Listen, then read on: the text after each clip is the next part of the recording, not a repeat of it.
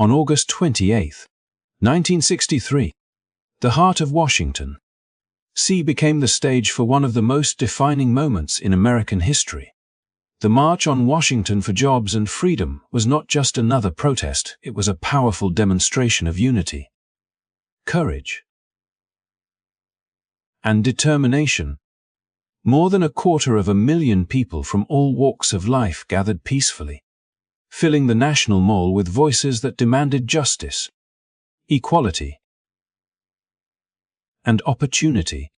They came by bus, by train, by car, and on foot, driven by a shared vision of a better America where freedom and fairness would belong to everyone. The energy of that day was electric. People held signs calling for fair wages, equal rights, and an end to racial segregation.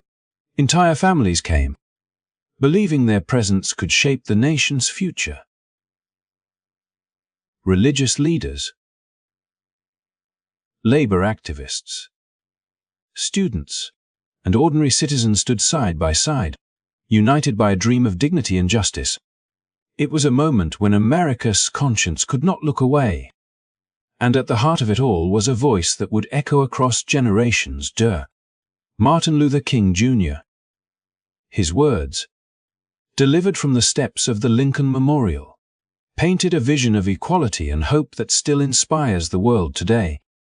But beyond the famous speech, the March on Washington represented something even greater. Proof that when people stand together peacefully, they can shift the course of history.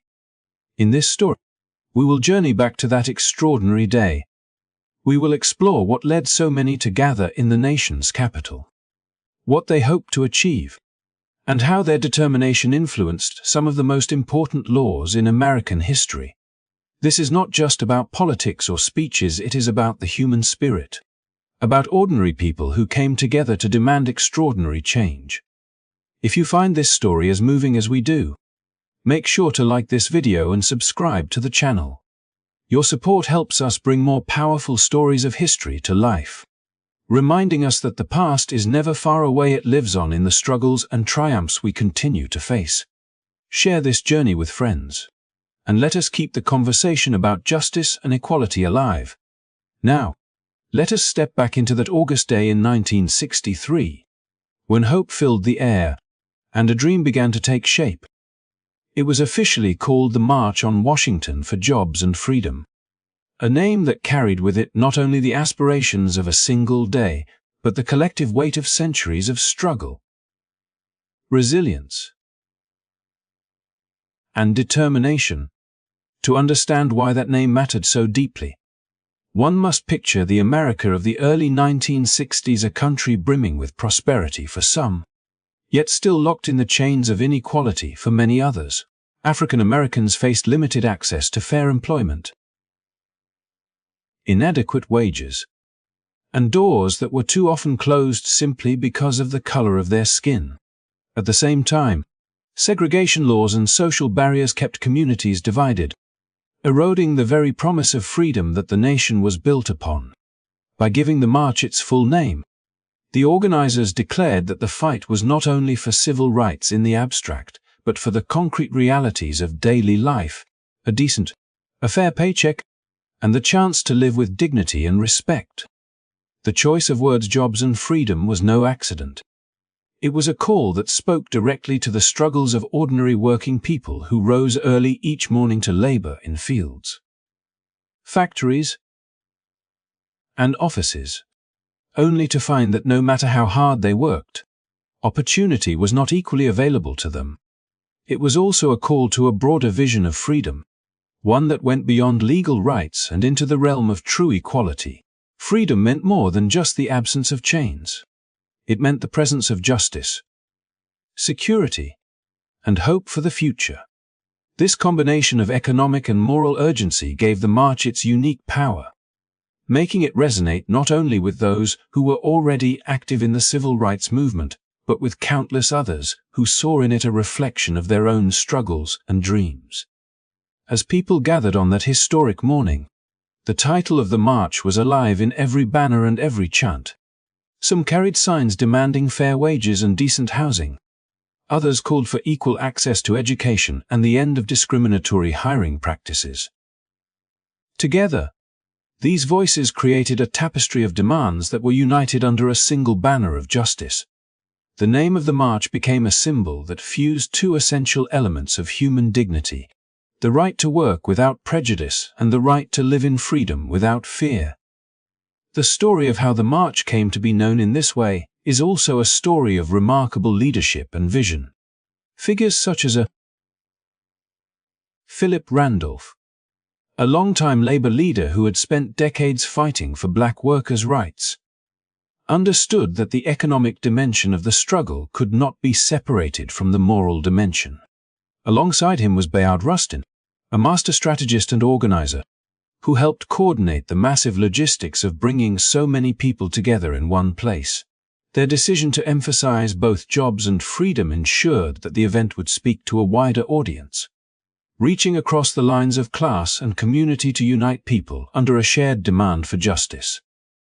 But the significance of the name was not only in what it declared, it was also in how it framed the entire atmosphere of the march. As thousands gathered at the Lincoln Memorial, they were not simply listening to speeches. They were embodying the very principles of the march itself. Workers stood shoulder to shoulder with students, clergy with activists, and people of every background with those who had traveled miles to be present. The words jobs and freedom were not just a title. They were a living, breathing promise that united the crowd in a single moment of solidarity. This unity was powerful because it recognized that social justice is never one-dimensional. To seek freedom without addressing economic inequality would leave the struggle incomplete. To demand jobs without also demanding dignity and civil rights would leave the promise of progress hollow. The genius of the march was in weaving these two threads together into one seamless demand for change. That holistic vision was what gave the march its lasting influence, pushing the nation to recognize that true equality must address both the pocketbook and the spirit. As the speeches unfolded that day, the name of the march continued to echo in the background. Every call for fair employment was connected to the broader dream of liberty. Every cry for justice was tied to the hope of better lives for families and children. The march was not only about ending discriminatory laws but about opening doors of opportunity, ensuring that the American dream could finally be shared by all who called the nation home. In that sense, the title March on Washington for Jobs and Freedom was not merely descriptive, it was prophetic. A vision of what America could become if it chose to embrace the principles being demanded. The enduring legacy of that name is seen in the years that followed. The march helped build momentum for landmark legislation, including the Civil Rights Act of 1964 and the Voting Rights Act of 1965. These laws would not have been possible without the moral and political force of hundreds of thousands of ordinary people who gathered in Washington under the banner of jobs and freedom. Yet the name continues to resonate even today, because it speaks to struggles that remain relevant. Economic fairness, equal opportunity, and the fight for true freedom are issues that extend far beyond a single march or a single decade. Looking back, it becomes clear that the title was as important as the event itself. It gave shape to the aspirations of those who gathered. It articulated the demands of the moment, and it offered a vision for the future. It transformed the march from being just a day of protest into a chapter of history that continues to inspire generations. When we remember the March on Washington for Jobs and Freedom, we remember not only the words spoken from the steps of the Lincoln Memorial, but also the values that the march stood for: dignity, equality, and the promise of a better tomorrow. And as we reflect on that day, we are reminded that the struggle for jobs and freedom is not finished. But the legacy of those who marched in 1963 continues to light the path forward. Over 250,000 people gathered, making it one of the largest civil rights demonstrations in U.S. history. And the sheer size of that crowd was itself a powerful statement to the nation and the world. Imagine the long avenues of Washington, sea filled with men and women of every background, walking side by side in a spirit of unity and hope. Some had traveled for days, coming from distant towns and cities, while others lived nearby and felt compelled to witness this moment with their own eyes. Trains and buses rolled into the capital, each one packed with passengers carrying not just luggage but the weight of expectations for justice. Families brought their children, believing that the presence of the next generation was essential to show that the struggle was not just for the present moment but for the future. The energy was unlike anything the city had seen before. People sang freedom songs, some held hands, and others carried placards that called for equality, fair wages, and the dismantling of segregation. Every voice in that enormous crowd added to the chorus of demands, and together they created an undeniable force that could not be ignored. The magnitude of the gathering was not only in the numbers, but also in the diversity it represented.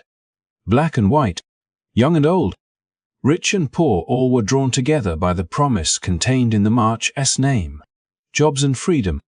This diversity was crucial because it revealed that the struggle for civil rights was not confined to one group alone, but was a universal cause that touched every corner of society. Clergy members stood beside labor leaders, students marched beside seasoned activists, and celebrities lent their voices alongside ordinary citizens. Each person was a thread in a larger fabric, woven together to form a living symbol of unity.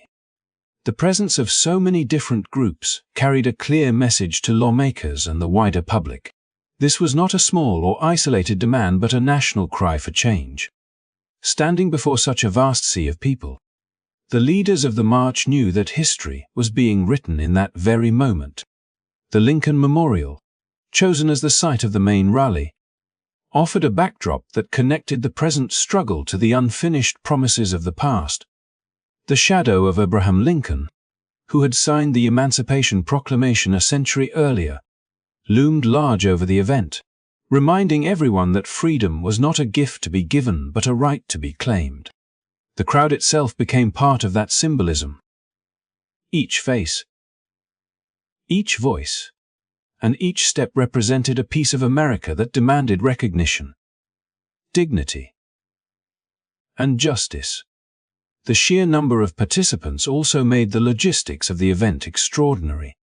Organizers like Bayard Rustin worked tirelessly to coordinate transportation, food, water, and security for the hundreds of thousands who arrived. Despite fears from some officials that such a massive gathering might erupt into disorder, the march remained peaceful and disciplined from start to finish. This calm determination only amplified the impact of the demonstration, proving that nonviolent action, when embraced by the masses, could be both powerful and dignified. The image of over 250,000 people standing together in harmony challenged stereotypes and fears, offering instead a vision of what the country could become if it chose unity over division. For those who were there, the atmosphere was unforgettable.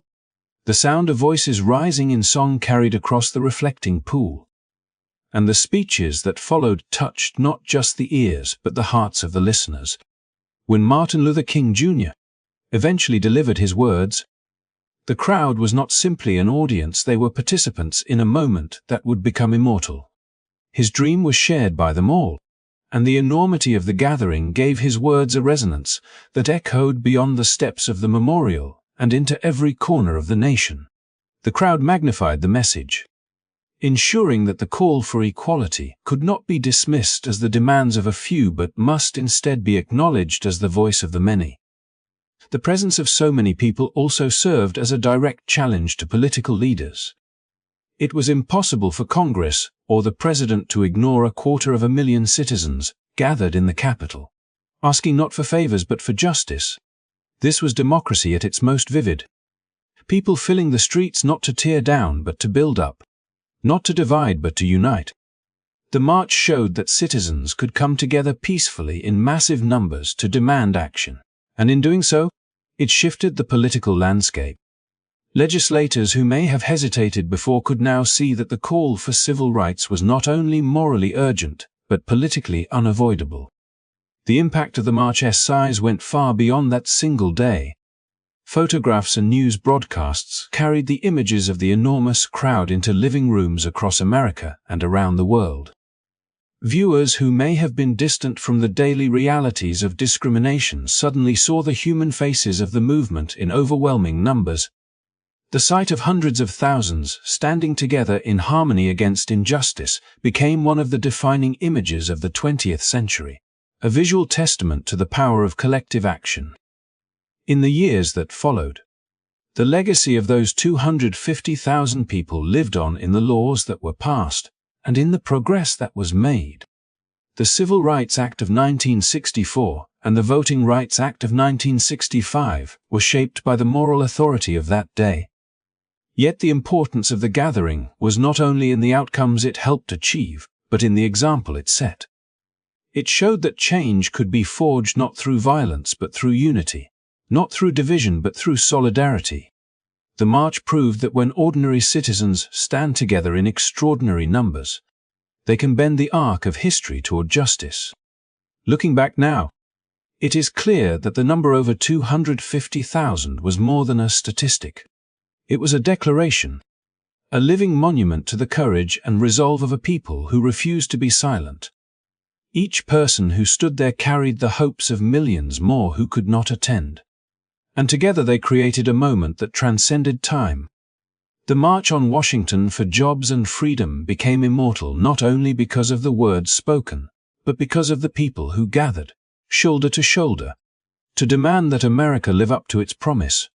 In their unity, in their sheer presence, they made history, and in doing so, they offered a vision of what justice could look like when a nation listens to the voice of its people. The march aimed to demand economic justice, civil rights, and an end to racial segregation. And in those demands lay the essence of why so many people felt compelled to come together in the nation's capital on that August day. The gathering was not simply about one set of grievances or one narrow goal. It was about addressing the deep inequalities that touched nearly every aspect of life for millions of citizens. To call for economic justice meant to insist that work, wages, and opportunity could no longer be determined by skin color or social position. To call for civil rights meant to challenge laws and practices that treated some Americans as less than equal, denying them the freedoms promised in the nation's founding documents.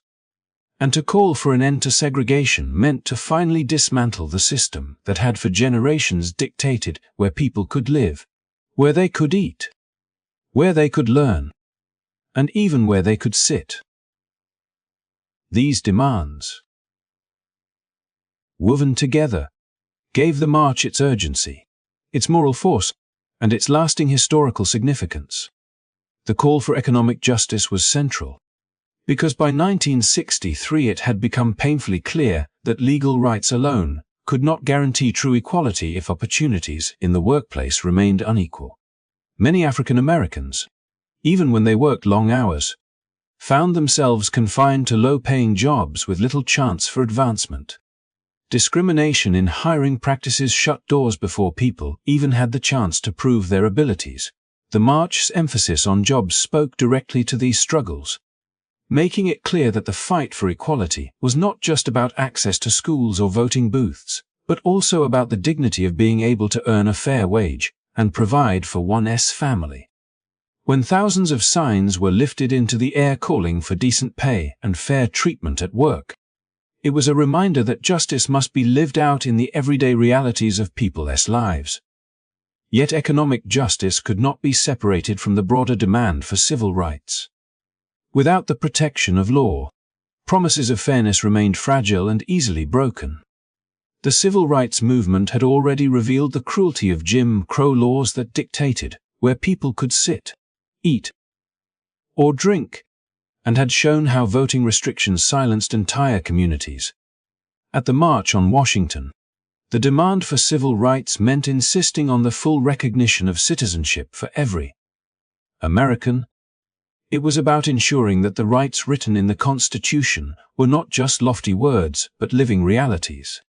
Standing in front of the Lincoln Memorial, speakers reminded the crowd that freedom without equality under the law was incomplete, and equality without freedom of opportunity was an illusion. Together, civil rights and economic justice formed two halves of the same whole, both necessary to create a nation that truly lived up to its ideals. Equally urgent was the demand to end racial segregation, a system that permeated not only the South, but also many aspects of life across the country. Segregation was not just about separate schools or restaurants, it was about a deliberate structure of exclusion, designed to remind some people every day that they were seen as second class. The marchers knew that true freedom could not exist as long as segregation was allowed to dictate where a person could live or whether their children would receive a quality education. Ending segregation was not simply a matter of physical space. It was a matter of dignity, of breaking down walls that had been built to divide neighbors, co-workers, and classmates. In demanding its end, the marchers were not only challenging unjust laws, but also challenging the moral conscience of the nation. The beauty of the march was that these demands were not presented in isolation, but as part of one unified vision. Economic justice, civil rights, and the end of segregation were woven together into a single narrative that revealed how deeply connected these struggles were. To achieve progress in one area while neglecting the others would have left the promise of justice incomplete. The leaders of the march understood this and made sure that the platform of the day reflected the full range of concerns facing the community. This interconnected vision was what gave the march its resonance and helped it push the movement beyond symbolic gestures into concrete political change. As the day unfolded, the speeches and songs amplified these demands with passion and clarity. Leaders reminded the crowd that freedom was not simply about the absence of chains, but about the presence of opportunity. They insisted that civil rights must mean more than access to public spaces, it must mean full participation in democracy, including the right to vote without intimidation.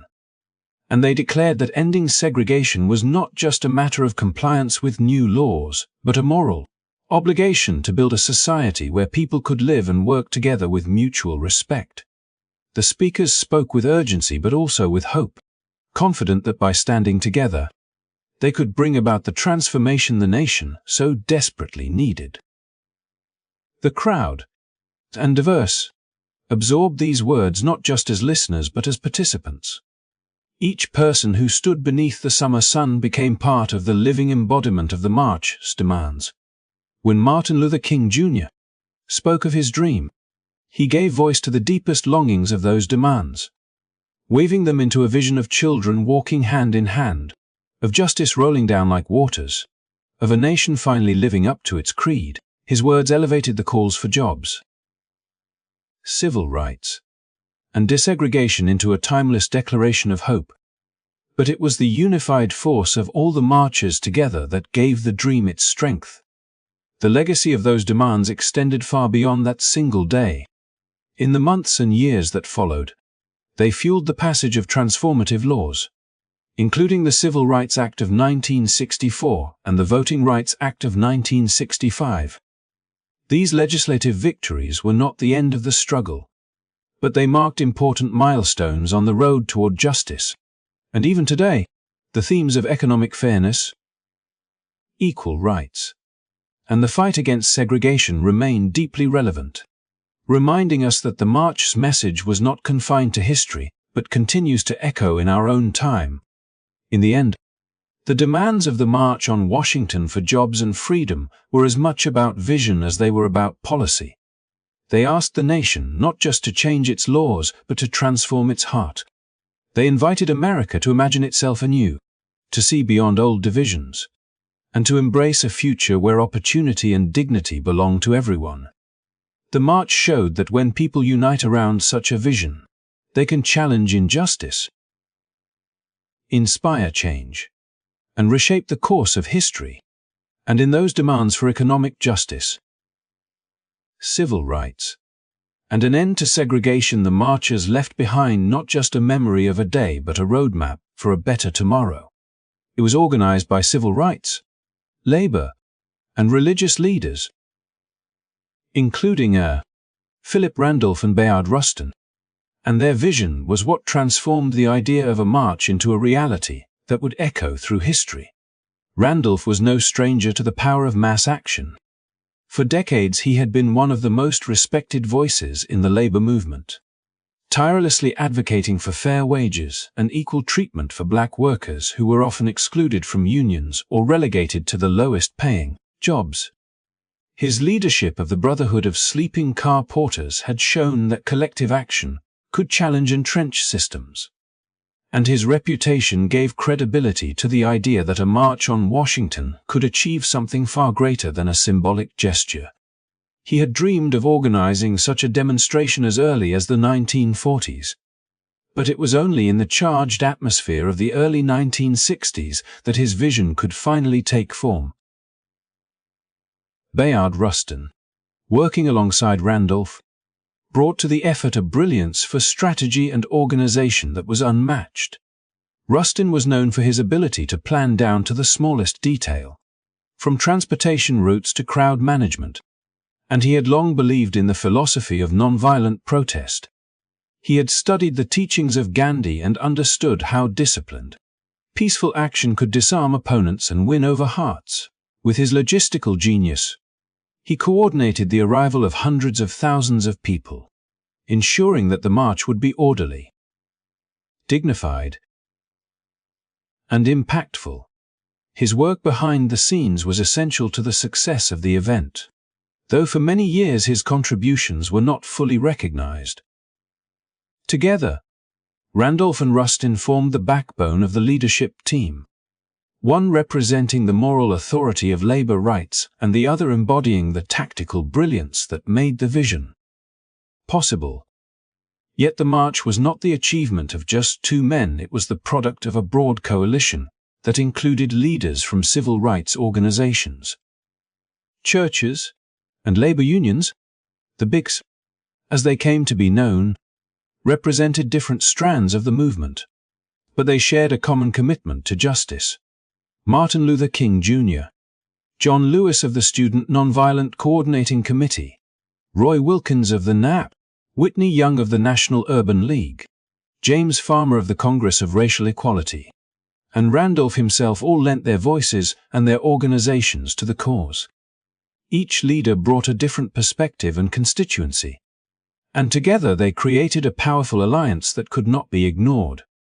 The involvement of religious leaders added further weight, as churches had long been the moral and organizational centers of the struggle, offering both spiritual guidance and practical support.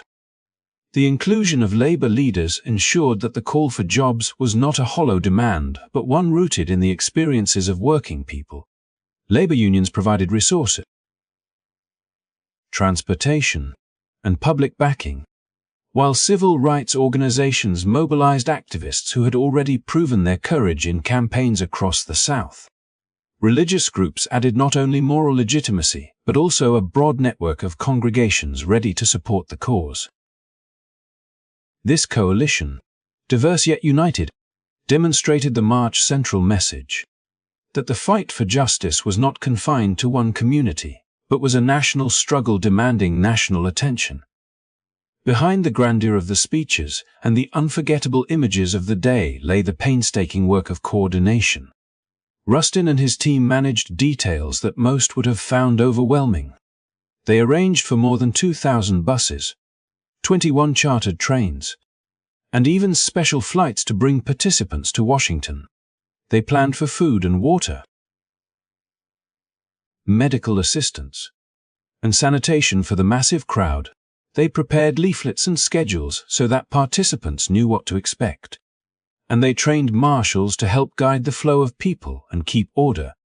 Every aspect of the day reflected Rustin's belief in disciplined nonviolence, and the result was a demonstration that impressed not only the marchers themselves but also skeptics who had feared chaos. This discipline and organization were critical because the stakes were so high. Opponents of the movement warned that such a large gathering might descend into disorder, and some in government worried about the image of unrest in the nation's capital.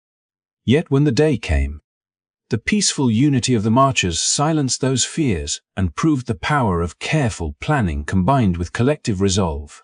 The march was not simply an outpouring of frustration. It was a meticulously designed statement of purpose, one that spoke with both passion and precision. The leadership of Randolph and Rustin also ensured that the march's goals remained focused.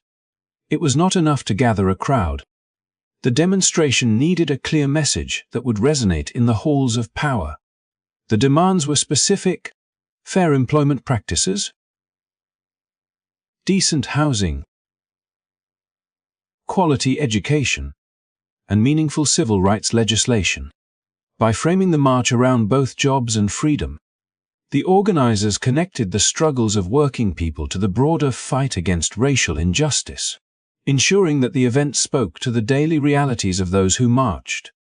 This clarity helped transform the march from a protest into a turning point, one that influenced lawmakers and inspired millions across the country. The speeches that day carried the authority of this coalition. Each leader who took the stage represented not only their organization, but also the thousands who had placed their trust in them. John Lewis, then only 23 years old, spoke with the fiery determination of youth, while Martin Luther King Jr. lifted the crowd with his soaring vision of a better future. Their words reflected the unity of purpose that Randolph and Rustin had worked so hard to build. The voices may have been different, but the message was one: America could no longer deny the demands for justice, dignity, and equality. Looking back, it becomes clear that the organization of the march was as important as the march itself. Without the vision of Randolph, the discipline of Rustin, and the cooperation of so many leaders, the day might never have achieved its historic impact. Their work proved that progress requires both ideals and infrastructure, both dreams and details. The March on Washington succeeded not only because of the passion of those who attended, but also because of the careful planning that allowed that passion to be expressed in such a powerful and peaceful way. The story of how it was organized reminds us that great movements are built on the shoulders of those willing to do the hard work behind the scenes. The marchers who filled the National Mall that day carried the demands for jobs and freedom. But it was the coalition of leaders who gave them a platform, a structure, and a voice. Together they crafted an event that remains one of the most iconic demonstrations in history, proving that when vision, strategy, and unity come together, they can alter the course of a nation. The spirit of unity that defined the March on Washington for jobs and freedom was unlike anything the nation had seen before. For it was not simply a gathering of one community or one cause, but a vast coalition of voices that represented the deep yearning for justice across many walks of life. Black and white citizens stood shoulder to shoulder, not as adversaries but as allies determined to reshape the moral fabric of America. Young people came in waves, carrying the restless energy of a generation unwilling to inherit a world scarred by inequality, while older participants arrived with the wisdom of long struggles behind them and the conviction that their sacrifices could finally bear fruit. Religious leaders walked beside secular activists, their hymns and prayers echoing across the air, blending with chants for freedom, reminding everyone present that this movement was not just political but profoundly spiritual. Labor unions brought with them banners and commitments to fair wages and dignity in work, underscoring that the march was as much about economic opportunity as it was about civil rights. Activists who had risked their lives in sit-ins, freedom rides, and voter registration drives in the Deep South joined hands with teachers, nurses, and factory workers who had traveled hundreds of miles to be there, all converging on Washington to declare that the American promise could not remain reserved for a privileged few. The sight of so many diverse groups united in purpose was both humbling and electrifying. Ordinary citizens who had endured daily indignities now found themselves part of a crowd so immense that it seemed to stretch endlessly across the landscape. To many who marched, the sheer scale of the gathering gave them a sense of protection, a reassurance that they were no longer isolated in their struggle, but part of a living, breathing force for change. Each group that arrived carried its own history of challenges and dreams. Yet in that moment the differences between them faded, replaced by the shared belief that justice was possible if they stood together. The unity on display offered a glimpse of what America could become. A society where diversity was not a source of division, but a wellspring of strength. From the stage, organizers and speakers marveled at the sight before them, aware that such a coalition was fragile yet full of possibility. The gathering of religious leaders gave the event moral authority, linking the cause of civil rights to timeless principles of human dignity and compassion. The presence of labor unions connected the struggle to issues of class and economic survival, reminding the nation that the fight against racial injustice was inseparable from the fight for fair labor conditions and the participation of activists, many of whom had already risked their freedom and safety in acts of resistance across the country, added urgency and credibility to the demands being voiced. Together, they formed a chorus that no one in power could easily ignore. What made the event remarkable was not simply the size of the crowd, but the diversity within it. Families brought children to witness history, while elders leaned on canes or the arms of loved ones as they stood under the hot sun, determined to be present despite the strain. Clergy in robes and collars stood side by side with young students in jeans, while union members marched in work shirts still stained with grease and dust. It was a gathering where a teacher might find herself next to a sharecropper, a nurse beside a minister, a factory worker alongside a poet. In that convergence, people looked around and realized they were not alone, that their individual struggles were part of something far greater than themselves. For many, the march was their first experience of solidarity on such a grand scale, and it left an imprint that would never fade. To see such a wide array of communities united in one purpose stirred a deep sense of possibility. A belief that if so many different kinds of people could come together in peace to demand change, then perhaps the nation could finally begin to live up to its founding ideals. The event became not just a demonstration but a living example of the future being demanded. An America where opportunity, dignity, and freedom were not dictated by the color of one's skin, one's faith, or one's place in society. As the crowd sang, prayed, and listened, the boundaries that normally separated people in everyday life seemed to dissolve. The marchers became a single body, a symbol of the broader movement for justice that had been building for decades. The spirit of unity that pulsed through the crowd was a powerful answer to those who doubted that change could come through peaceful means. In their togetherness, they revealed a truth, that the quest for freedom was not the burden of one group alone, but the responsibility of all. And in that revelation lay the true power of the March on Washington, a power that echoed far beyond that summer day in 1963, reminding generations to come that justice requires not only courage but also solidarity. Among the countless faces that filled the National Mall on that sweltering August day, there were also voices that carried far beyond the ordinary reach of politics and protest, voices that belonged to artists, musicians, and public figures whose presence added a unique resonance to the March on Washington for jobs and freedom. Their involvement was not meant to overshadow the ordinary citizens who had come from every corner of the country, but to amplify their hopes and to lend cultural weight to a movement that sought to transform the very conscience of the nation. Mahalia Jackson, often called the Queen of Gospel, raised her powerful voice in song, sending notes into the summer air that lifted spirits and steadied hearts. Her music was more than performance. It was prayer, testimony, and a rallying cry wrapped into one. She reminded the crowd that the struggle for justice was not only political but also deeply spiritual, rooted in faith, resilience, and an unshakable belief in the triumph of righteousness. Beside her, Joan Baez, the young folk singer who had already become a symbol of protest through her music, stood with quiet defiance and a clear, unwavering voice.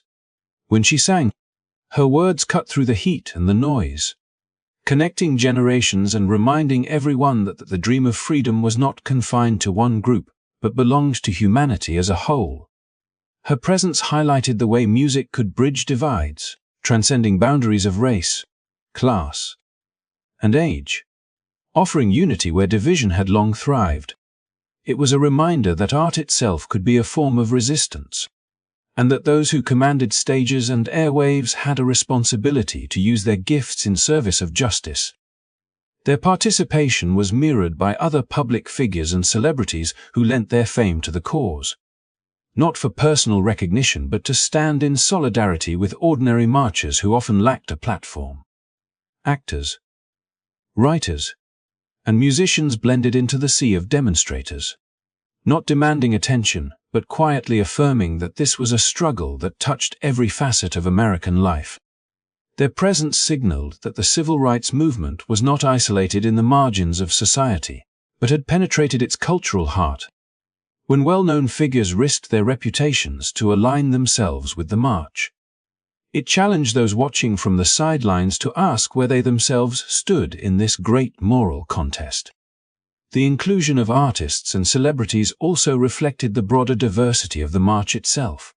Just as labor leaders, clergy, students, and activists came together, so too did the cultural voices of the nation.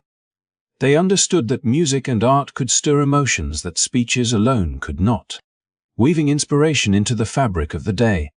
Songs carried messages that resonated deeply, uniting the crowd in shared feeling and reminding them why they had gathered. The notes of gospel, folk, and freedom songs rose above the speeches, providing moments of reflection and energy that sustained the spirit of the march. Yet what made their contributions so meaningful was not merely the fame they brought, but the sincerity with which they stood alongside the movement.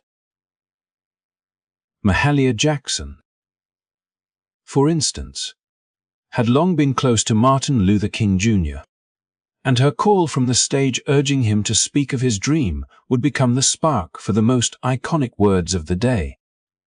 Joan Baez, too, had already dedicated much of her career to causes of peace and justice, and her voice lent authenticity to the proceedings rather than spectacle. These were not outsiders lending a temporary spotlight, but allies whose art had already been shaped by the same struggles for dignity and equality.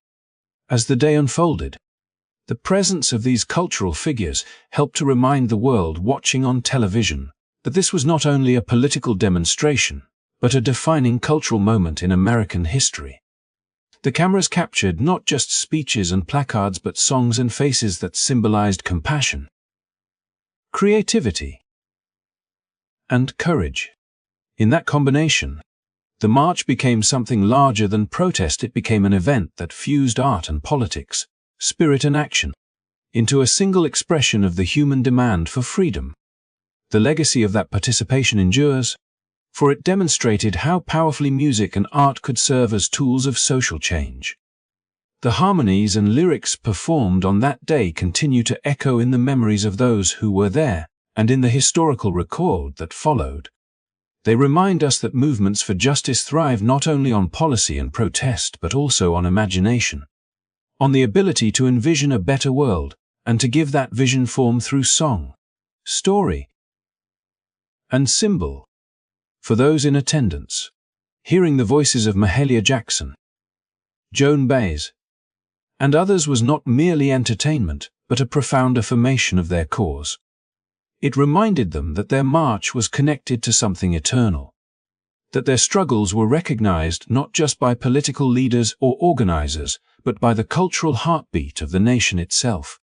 In the unity of speech and song, of celebrity and citizen, the March on Washington revealed the full tapestry of the movement, one woven not only of demands and grievances, but also of dreams, art, and the soaring conviction that justice was both possible and inevitable. As the day reached its peak and the sun hung high over the National Mall, anticipation swept through the immense crowd like a tide. The speeches had been powerful, the songs deeply moving, and the presence of so many voices united in one cause had already etched the march into history. Yet there was still one moment that would define not just the day, but the entire struggle for civil rights.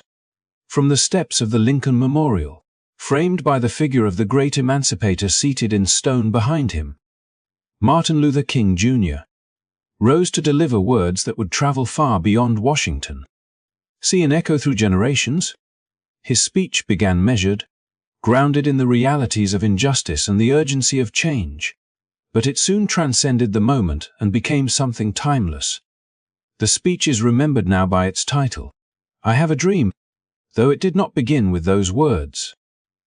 At first, King spoke of the promises made to African Americans a century earlier with the Emancipation Proclamation, promises still unfulfilled. He described the condition of millions who lived in poverty, denied basic rights, segregated in schools, housing, and opportunity. He spoke of America's moral obligation to honor its founding creed, that all men are created equal, and he challenged the nation to rise to its better self. His voice carried over the crowd, steady but urgent, reminding the listeners that time had run out for gradualism and delay. Change was not a distant hope but a demand of the present.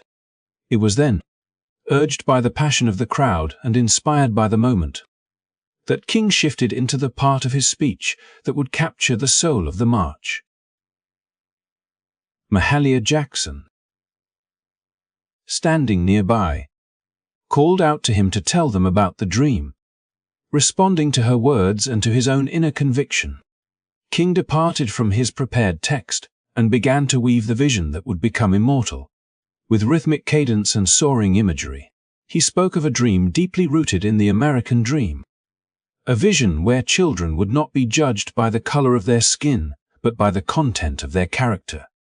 He painted pictures of former slaves and slave owners sitting together at the table of brotherhood, of valleys rising and mountains made low, of justice rolling down like waters and righteousness like a mighty stream. In those moments, the crowd was no longer simply listening. They were part of a shared vision that lifted them above the struggles of the present. His words gave voice to the pain they had endured and the hope they carried, binding both into a single vision of what could be. People wept, applauded, and raised their voices in affirmation, not as passive spectators but as participants in a dream that belonged to all of them. The speech turned the march from a demonstration into a defining moment of moral clarity. It reminded the nation, and indeed the world, that the call for civil rights was not only about laws or politics but about humanity itself. Television cameras broadcast the speech across the country, and newspapers carried its words into countless homes. In that, King was not only addressing those before him but millions who would encounter his dream in living rooms, classrooms, and conversations for decades to come. His vision offered hope not just to African Americans but to all people who believed in justice, fairness, and the promise of democracy. The power of the speech lay in its universality, in the way it spoke to the shared longing for dignity and equality that transcends race or nation. What made that moment unforgettable was how it united the many threads of the march. The labor leaders who demanded jobs, the religious figures who spoke of moral duty, the musicians who lifted hearts with song, the young activists who carried the energy of the future. All of their voices seemed to converge in King's words. He did not speak for himself alone, but for the hundreds of thousands present, for the millions who could not attend, and for generations yet unborn. The speech turned their demands into poetry, their grievances into vision, and their hopes into prophecy. For those who stood in the crowd that day, the memory of hearing King speak would remain one of the defining experiences of their lives. They left Washington with a sense that history had shifted, that they had been present at a turning point where the struggle for freedom had been given its most powerful articulation. For the nation, the speech would become a touchstone, quoted in classrooms, echoed in movements, and invoked whenever justice seemed out of reach. It would not solve every problem, nor end the struggle overnight, but it provided a compass pointing toward the possibility of a better future. In the years that followed, laws would be passed that reflected some of the demands of the march, and the civil rights movement would achieve victories once thought impossible. Yet what remained just as vital as those legal changes was the dream itself, the vision King articulated in words that refused to fade. His speech gave the movement not only its rallying cry but also its enduring hope. And as the crowd dispersed from the mall that day, their steps seemed lighter, their determination stronger, for they carried with them not only the memory of a march, but the living pulse of a dream that still beats within the story of America. The impact of the March on Washington did not end when the crowds left the National Mall and the echoes of King's words faded into memory. In many, the march was only the beginning of a new chapter, for the power of that day reverberated through the halls of Congress and into the conscience of a nation struggling to reconcile its ideals with its realities. The sheer scale of the demonstration, the unity of so many diverse groups, and the moral clarity of the speeches created a momentum that could not easily be ignored. Politicians, journalists, and ordinary citizens alike were forced to confront the undeniable truth that change was no longer a matter of debate but of necessity. The images of hundreds of thousands gathered peacefully in Washington, holding signs that demanded justice, and freedom, made it impossible for leaders to dismiss the urgency of the civil rights struggle. Within a year, that momentum found legislative expression in the Civil Rights Act of 1964, one of the most sweeping pieces of legislation in American history. The law outlawed segregation in public places, banned employment discrimination based on race, color, religion, sex, or national origin, and gave the federal government greater power to enforce desegregation. It was not an easy victory. Debate in Congress was fierce, and resistance from segregationists was intense, but the moral weight of the march had helped shift the tide. The courage of the marchers and the eloquence of King's dream gave lawmakers the public support and moral justification needed to act. President Lyndon B. Johnson, who signed the act into law, acknowledged the urgency of the moment, framing civil rights as a question of national conscience. Yet even as the Civil Rights Act addressed many barriers to equality, another obstacle remained: the widespread denial of voting rights to African Americans, particularly in the South. Despite constitutional guarantees, discriminatory practices such as literacy tests, poll taxes, and intimidation kept millions from casting their ballots. Without the power of the vote, African Americans remained vulnerable to injustice in education, housing, employment, and public life. Once again, the spirit of the March on Washington, with its insistence on both freedom and opportunity, guided the struggle forward. The events that followed, including the violent resistance met by marchers in Selma, Alabama, brought national attention to the issue of voting rights. When peaceful demonstrators were brutally attacked during the Selma to Montgomery marches in 1965, the moral outrage across the country drew strength from the memory of Washington in 1963, where nonviolence and unity had demonstrated the power of peaceful protest. The call for justice that King and others had voiced on the steps of the Lincoln Memorial now demanded fulfillment in the ballot box. This growing pressure culminated in the Voting Rights Act of 1965, another landmark law that outlawed discriminatory voting practices and placed federal oversight in areas with histories of voter suppression. With its passage, millions of African Americans gained access to the political process, empowering communities to influence policies that directly affected their lives. It was a profound shift, one that redefined the relationship between citizens and their government, and that expanded the meaning of democracy itself. Both of these acts, the Civil Rights Act of 1964 and the Voting Rights Act of 1965, stand as monuments to the perseverance of those who marched in Washington. While no single event can claim sole credit for such sweeping change, The march had created a moral and political climate that made these victories possible. It demonstrated to the world that demands for justice could not be silenced, that peaceful protest could move mountains of resistance, and that ordinary citizens, when united in purpose, had the power to shape the laws of their nation. The legacy of those laws is still felt today. They opened doors of opportunity for millions, dismantled barriers that had long been considered immovable, and set precedents that continue to guide struggles for equality in all forms. But perhaps just as importantly, they proved that the dream voiced on the steps of the Lincoln Memorial was not just rhetoric, but a force that could transform institutions and alter the course of history. The laws that followed were proof that words, when spoken with conviction and backed by action, can change the destiny of a nation. For those who were there in 1963, the passage of these acts was not simply a political triumph, but a vindication of their sacrifice and courage. They had stood in the heat, marched for miles, raised their voices, and believed that their actions could bend the arc of history toward justice. Within just a few years, they saw that belief reflected in the signatures of presidents and the votes of legislators. The march had not been in vain. It had helped turn dreams into laws and ideals into reality. And so, the March on Washington remains not just a symbol but a turning point.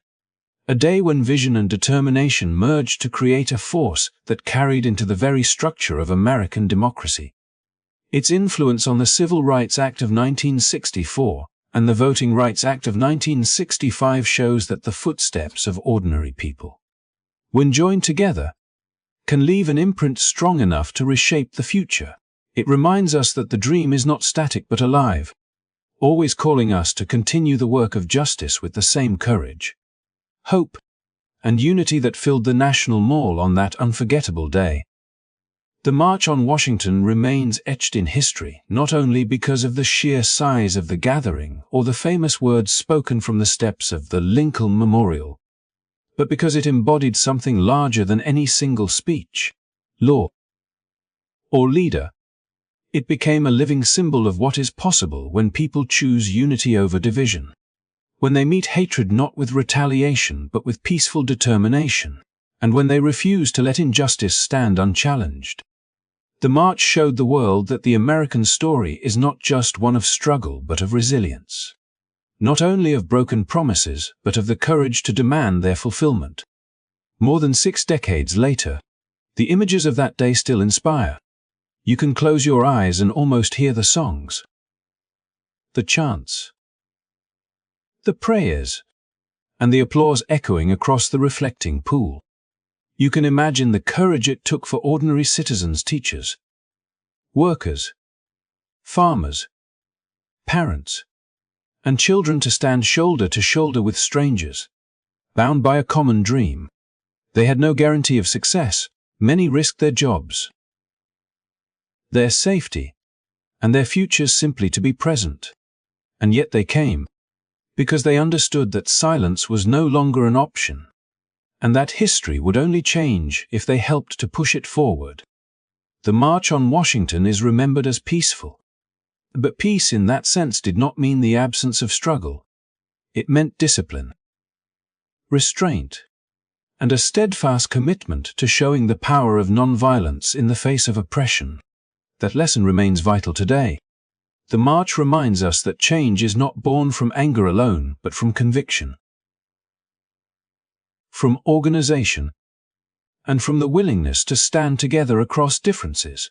It teaches us that unity itself is a form of strength, one that can topple walls of injustice without a single blow. And above all, it remains a symbol of justice, not justice as an abstract idea, but as a lived reality that demands fairness in work, equality in opportunity, dignity in daily life, and respect in every human interaction. The people who gathered in 1963 did not come with empty slogans. They came with demands for jobs, for fair wages, for desegregation, for the right to vote, for the chance to live as full citizens in their own country. Their struggle was both deeply personal and profoundly universal, because the call for justice knows no boundaries of race, creed, or class.